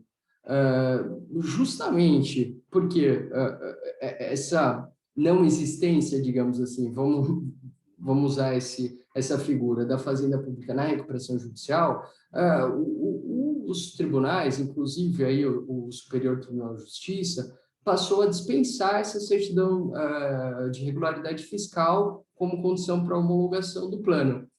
Qual que é o resultado disso, gente? O resultado disso foi simplesmente a não discussão e simplesmente o empresário ignorava o débito fiscal na questão da recuperação do saneamento da dívida. Isso é ruim? Isso é muito ruim. Não só para a fazenda pública, mas para o empresário que buscava realmente sanar as suas dívidas, né? Buscar a superação desse estado de crise.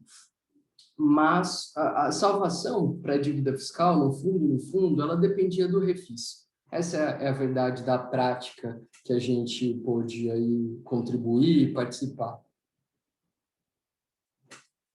Justamente para a gente fazer a reflexão do papel da fazenda pública, eu preciso salientar aqui a possibilidade da fazenda pública, e aí essa é uma alteração, de novo, da Lei 14.112, a possibilidade de a fazenda pública efetivamente pedir a convolução da recuperação em falência. E aí tem os dois fundamentos que a fazenda pública pode utilizar para pedir a falência.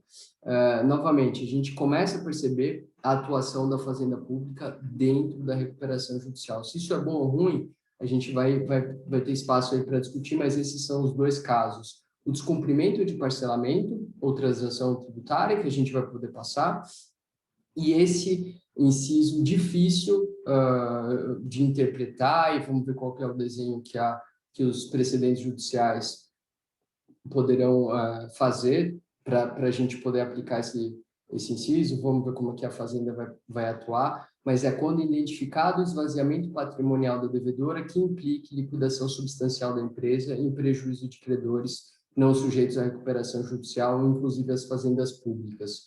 É um dispositivo aqui na medida para a Fazenda Nacional aqui, para evitar aquela situação que o professor Justino indicou, né, de lapidação, de repente, do patrimônio, pagamento dos demais credores e não pagamento da Fazenda. Novamente, a gente vê esse movimento que faz com que a gente pense que a Fazenda passe a existir na recuperação judicial.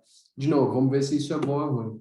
Aí, eu indiquei aqui, a gente não tinha mecanismos de parcelamento do crédito tributário.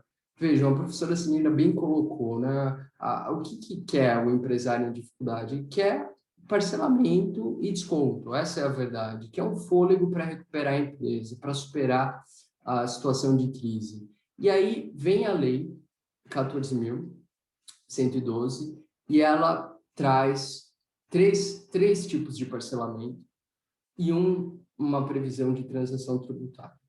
Os parcelamentos, eu vou indicar rapidamente aqui, a gente tem esse parcelamento de até 120 meses, de 10 anos, abrangendo aí débitos inscritos ou não, consolidados ou não, então bastante amplo, com a necessidade de um termo de compromisso, disponibilizando informações bancárias, exigindo uma obrigação de amortizar o saldo devedor do parcelamento, caso haja uma alienação do ativo, esse é um ponto importante, mantendo a regularidade fiscal. Eu preciso passar rapidamente, mas vamos lá, a gente tem esse 120 meses, a gente tem um de 84 meses que possibilita o pagamento do débito tributário com prejuízo fiscal. Lembra que eu disse, na estruturação da empresa, para enfrentar o período de crise, para enfrentar uma recuperação judicial, a importância da opção pelo lucro real, aqui a gente começa a perceber isso. E a gente tem esse outro parcelamento de 24 meses, então com prazo bem menor, mas aqui a legislação ela trouxe uma novidade, que é a previsão de um parcelamento para um débito que geralmente não é sujeito ao parcelamento, que é justamente o débito tributário decorrente de retenção na fonte. A gente pode evoluir aqui, mas eu vou passar. Saibam que existe, então, um parcelamento menor, mas para um débito que antes não era sujeito a parcelamento, como regra. E aqui a grande novidade, que é a transação tributária, que seria a possibilidade do empresário em crise negociar diretamente com a Fazenda Nacional, e aí a lei até abre espaço aí para a inclusão das demais fazendas, e com efetivamente vamos dizer assim, um benefício, né? Que seria o parcelamento de 120 meses e desconto de até 70% da dívida. O problema da transação, eu já vou colocar aqui, é que consta lá discricionário para a fazenda pública, e esse efetivamente é um problema. Então, realmente, a fazenda pública passa a existir e passa a existir com poder. Pode negar ou não a transação tributária e pode pedir a falência da empresa em recuperação judicial. E aí, gente, reparem que nos outros parcelamentos, a gente não falou de desconto, apenas na transação tributária. Guardem essa informação também para reflexão. Aqui são alguns apontamentos importantes em relação ao parcelamento e a transação. E no final a pergunta, o parcelamento é bom ou não, mas eu preciso finalizar, né? Acho que ainda tenho 3 minutos pelo meu cômputo aqui, eu preciso finalizar falando só do tratamento tributário que foi dado para o haircut, né? A gente também não gosta de usar essas expressões em inglês, mas é o que é utilizado na prática, mas é basicamente a redução de dívida decorrente da negociação no contexto da recuperação judicial. Então, por exemplo, no plano, o empresário em estado de crise começa a negociar com os devedores e aprova efetivamente o plano com uma redução do valor. E essa redução do valor impacta na tributação. Por quê? Porque ela significa um aumento patrimonial. E aí, o que fez a legislação? Existe uma discussão importante aqui, se isso representa ou não receita, mas eu vou pular isso para a gente chegar nas alterações. A legislação, ela foi bastante cirúrgica, e essas foram mudanças decorrentes da rejeição do Congresso ao veto do presidente. Indicou especificamente que essa redução está excluída da base de cálculo das contribuições, então não tem incidência de PIS/COFINS, e de outro lado, possibilitou, sem a trava dos 30%, a utilização de prejuízo fiscal e base negativa de contribuição social sobre o lucro. Tem uma armadilha aqui, gente, que eu quero apontar para vocês, porque existia uma discussão, existe, se isso é receita ou não. A legislação, ela reconhece isso como receita, mas ela exclui da base de cálculo e possibilita aí a utilização de prejuízo fiscal para quitar esse impacto tributário decorrente dessa redução da dívida. A gente tem a questão da dedutibilidade, né, disso para os credores, eu vou passar, porque senão a gente não ganha. Eu só quero finalizar aqui com um tratamento fiscal para o ganho de capital. Então, a gente tem a possibilidade aqui de formar uma unidade produtiva isolada, como foi bem colocado aí pela professora Sinira, e aqui o tratamento introduzido pela Lei 14.112, que é basicamente a possibilidade de usar o prejuízo fiscal e a base negativa sem a limitação da trava tributária. Fica a reflexão aqui. De fato, a alteração da legislação, trazendo a imagem aí do cavaleiro inexistente, a gente pode concluir que ela passa a existir efetivamente na recuperação judicial. Aí fica a pergunta, né, se isso é bom ou ruim, e uma pergunta importantíssima, se com a presença da Fazenda Nacional, com a existência do parcelamento, se haverá uma alteração dos precedentes aí que flexibilizavam a questão da necessidade da certidão de regularidade fiscal para a homologação do plano aprovado. Gente, eu passei um pouquinho aqui, desculpa, mas eu corri o máximo que pude. Obrigado, viu? Não, imagina, Thiago, você está super perdoado diante de todos os meandros aí do direito tributário. Alessandra, posso fazer uma observação? Acho Claro. que o professor Manuel vai concordar comigo. Da próxima vez tem que ser só o Thiago, porque o assunto dele é tão difícil que a gente precisa ficar prestando bastante atenção, assim, para não correr risco de perder alguma coisa, né? Parabéns, Thiago. Tá no mudo, professor. Eu vou passar a palavra para a Stephanie, que nossa acadêmica que está acompanhando aqui a palestra. Tem uma pergunta aqui no chat. Stephanie, também, se tiver alguma outra pergunta. Eu tenho duas perguntas aqui também que eu vou querer fazer depois da Stephanie. Mas fica à vontade, Stephanie. Primeiramente, aqui eu gostaria de parabenizar as 3 exposições, elas foram muito esclarecedoras, creio que muito ricas para todos os ouvintes aqui. A pergunta eu vou direcionar, então, para o Dr. Manuel Justino, quando ele menciona a questão do produtor rural, anteriormente disciplinado por jurisprudência.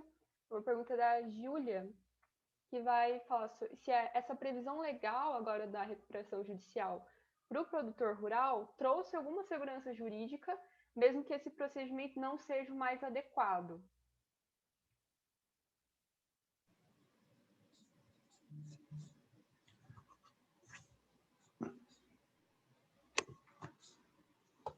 Stephanie, não é? Estão me ouvindo? Estão me ouvindo? E vendo? Sim. Stephanie, eu não sei o que aconteceu, não sei o que aconteceu com os demais, eu não ouvi nada do que você falou, porque o som estava muito baixo. Vocês conseguiram ouvir? Ouvimos, mas não tem problema em repetir, né, Stephanie? Sem problemas, eu repito a pergunta. A respeito da questão do produtor rural, anteriormente Sim. disciplinado pela jurisprudência, como o doutor citou, a Júlia, ela pergunta, então, se essa previsão legal da recuperação judicial do produtor rural trouxe alguma segurança jurídica, mesmo que o procedimento não seja o mais adequado. Olha, o que eu falei durante a exposição foi, isso aí se insere naquilo que eu falei no início, que a lei atrapalhou muito a jurisprudência que estava se formando. A jurisprudência que estava se formando, cujo último julgamento foi a agropecuária Pulpim, era muito melhor do que o que diz a lei aqui. Por quê? Porque a lei, ela concede agora a recuperação judicial ao produtor rural inscrito na junta comercial. De um lado facilita, mas de outro lado, eu não vou pegar agora, porque senão eu teria que pesquisar um artigo, outro, etc., a gente perderia tempo. Mas ela, em várias situações, ela diz, olha, nesse caso, esse crédito não entra na recuperação judicial. Nesse outro caso, o crédito também não entra na recuperação judicial. Lá no outro, só entra na recuperação judicial se tiver acaso existido. Enfim, o que eu quero dizer é o seguinte, a recuperação judicial da lei para o produtor rural é pior do que aquela recuperação judicial que já estava se encaminhando pela jurisprudência. A insegurança que vai haver é aquilo de sempre. Vamos dizer, já havia uma jurisprudência muito mais avançada do que a lei. Então, pode ser que isso aí bata no STJ, e a gente sabe que o STJ, quando precisa julgar, mesmo, vamos dizer, entre aspas, contrariamente à lei, ele julga. Então, a insegurança que traz é exatamente essa. Fala, pô, eu estava muito mais avançado lá. A jurisprudência já tinha dito tudo isso. Agora vem a lei e diz que não é nada disso. Aí a gente diz, bom, mas a lei tem que ser respeitada. Sim, ela tem que ser respeitada, mas tem que ser interpretada. Eu acho que e na interpretação é que a gente vai ver a finalidade, os princípios, etc., não sei o quê. Então, sob esse aspecto, eu acho que sim, respondo, que trouxe sim insegurança, tá? Seria melhor que não tivessem mexido nisso. Tá bom? Tá certo, eu agradeço muito pelo esclarecimento, doutor. Eu vou tomar liberdade até, professor Justino, de aproveitar a pergunta envolvendo o produtor rural, até por uma situação que eu confesso que eu já vi alguns julgados aqui no tribunal, e a minha pergunta é basicamente a seguinte, a pessoa física do produtor rural se confunde com a pessoa jurídica produtor rural? Quero dizer basicamente, se existe uma execução em curso contra a pessoa física que é produtor rural, se ela poderia se aproveitar eventualmente dos efeitos daquela suspensão do stay period, que o senhor não gosta.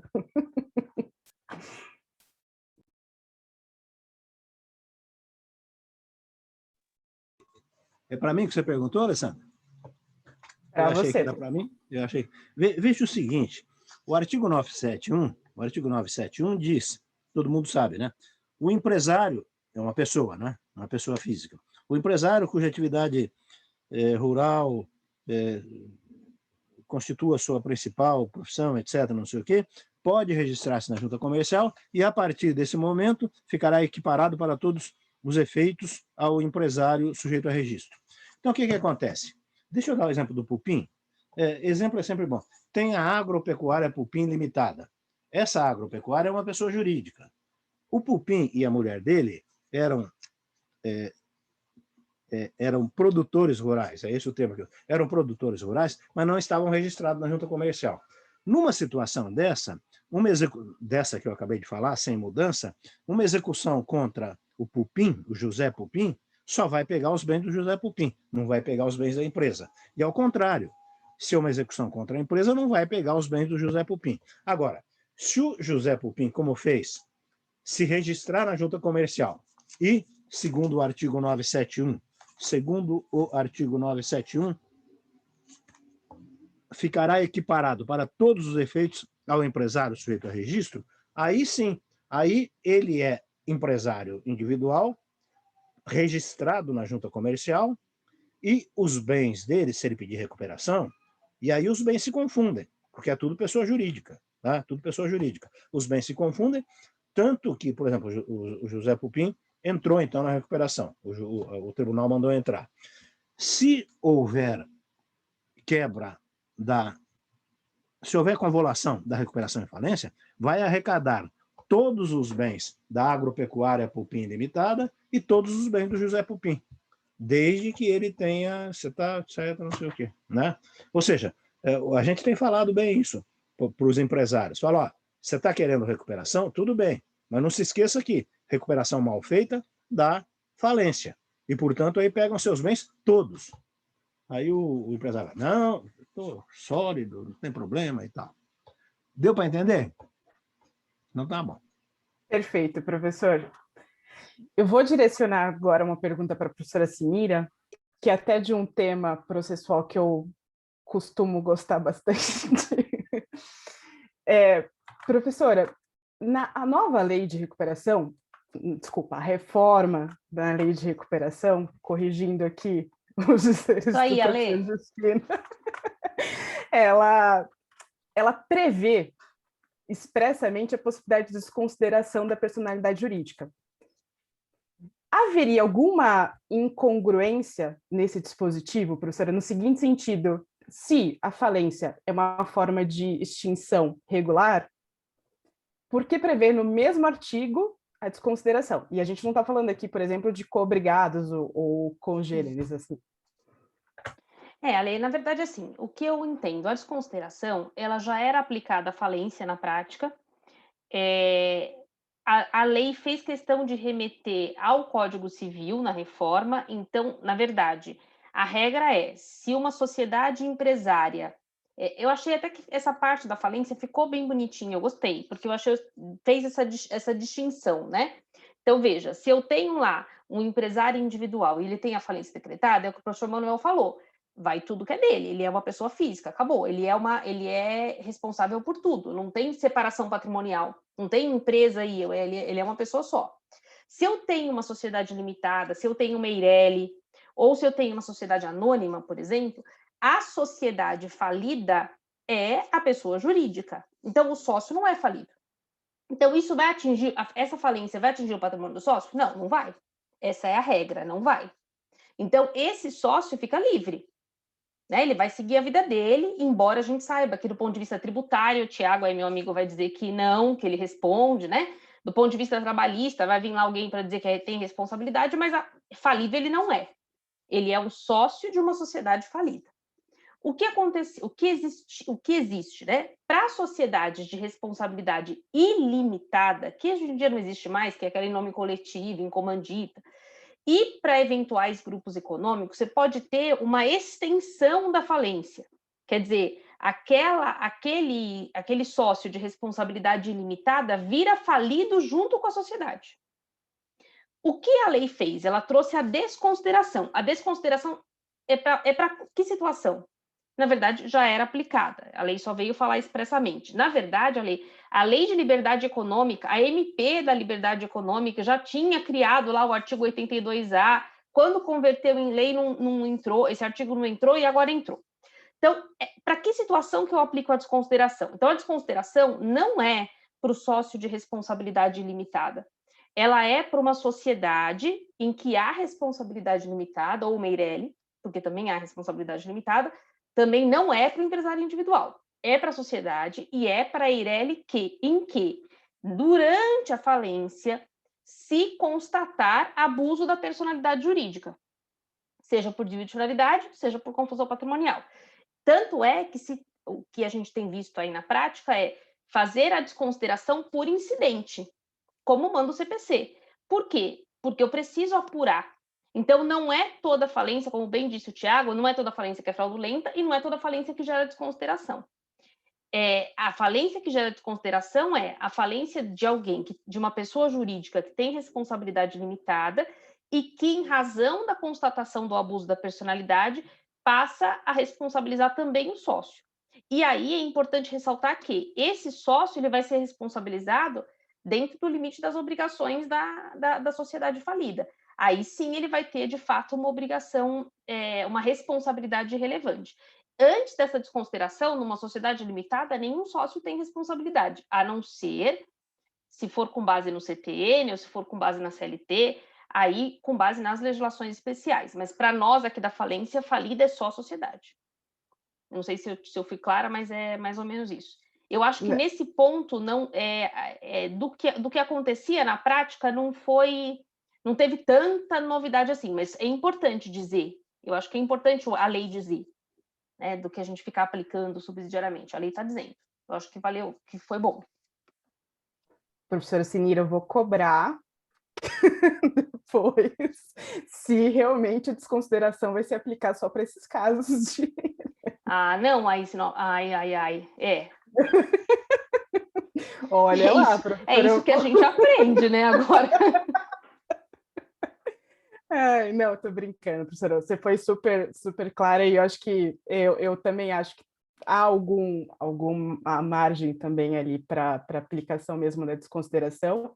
O que, daí, também uma coisa muito mais pessoal do que eu tenho vivido um pouco na advocacia, é que o tribunal me parece ter estar passando um pouco do ponto de não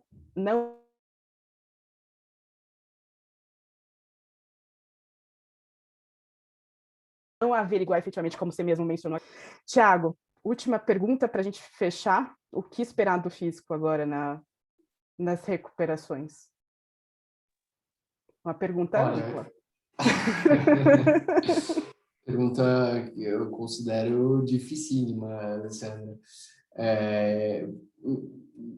Para usar o Ítalo Calvino novamente, nesse mesmo romance, o cavaleiro inexistente, ele forma parceria com um escudeiro que é existente, mas ele não tem consciência. Ele é como dizer assim, um doido. E é engraçado essa reflexão, porque muito do que pode acontecer com a lei de recuperação, com a introdução dessas mudanças, passa pelo comportamento da fazenda. Se a fazenda, principalmente em relação à transação tributária, se ela abusar da discricionariedade e evitar o parcelamento com desconto, eu acho que a fazenda ela vai ser terrível para a recuperação judicial. Vai desvirtuar o sentido da lei de tentar superar a superação da crise. Por assim dizer, a fazenda ela vai existir, mas para usar o personagem do Ítalo Calvino, ela vai ser esse doido que sai correndo perante a tropa aí e fazendo loucuras. Vai prejudicar, né? De outro lado, a gente tem notado por parte da fazenda um esforço, né?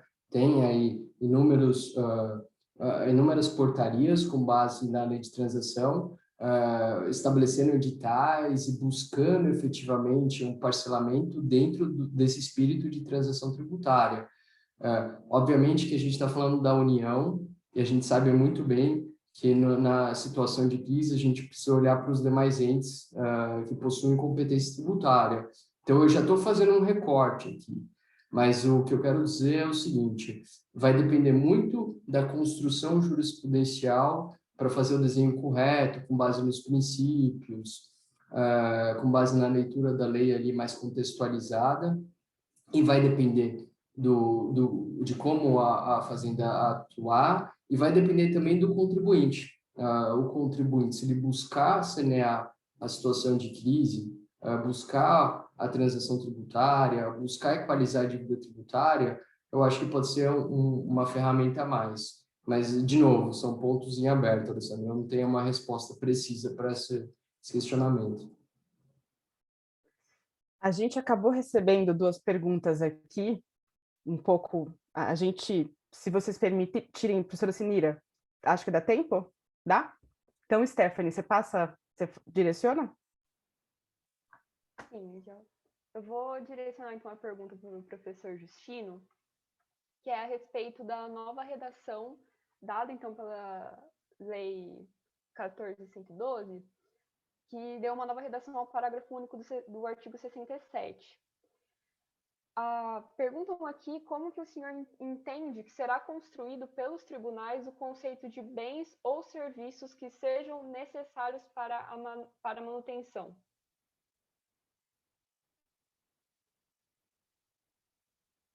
O áudio está desligado, professor.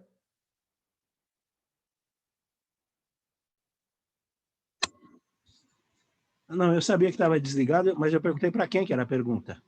Para o senhor. Ah, é? Ela tinha dito que era para a Sinira? Não, mas eu respondo, não tem problema. Depois a Sinira responde também. Qual era o finzinho mesmo que você tinha falado? Eu vou repetir a pergunta para ser mais Não, só o finzinho. Só o finzinho. De como que será construído pelos tribunais o conceito de bens ou serviços que sejam necessários para a manutenção. É o problema do bem essencial, é isso, não é? Isso. O que ocorre? Eu escrevo no meu livro desde 2005, desde a primeira edição, e agora está saindo a 15ª edição, que sai no dia 15 de maio, vocês compram, que está nas boas casas do ramo, pode comprar, que o livro é muito bom, estou fazendo um marketing aqui, tá? Mas desde a primeira edição, o que eu digo é o seguinte, que em princípio todo bem é essencial para a empresa. Aí tem aquele argumento, pô, mas o cara tem sei lá, tem uma Ferrari, é o carro mais carro mais chique que eu já ouvi falar, tem uma Ferrari e usa a Ferrari, o diretor, etc., eu sei lá se aquela Ferrari é necessária para que ele se apresente frente aos outros como um sujeito de bem de vida. A gente sabe que essas impressões são importantes. Eu estou dando um exemplo radical da Ferrari. Mas o que acontece é o seguinte, em princípio, todo o bem da empresa, eu sempre considerei isso, é essencial para a empresa.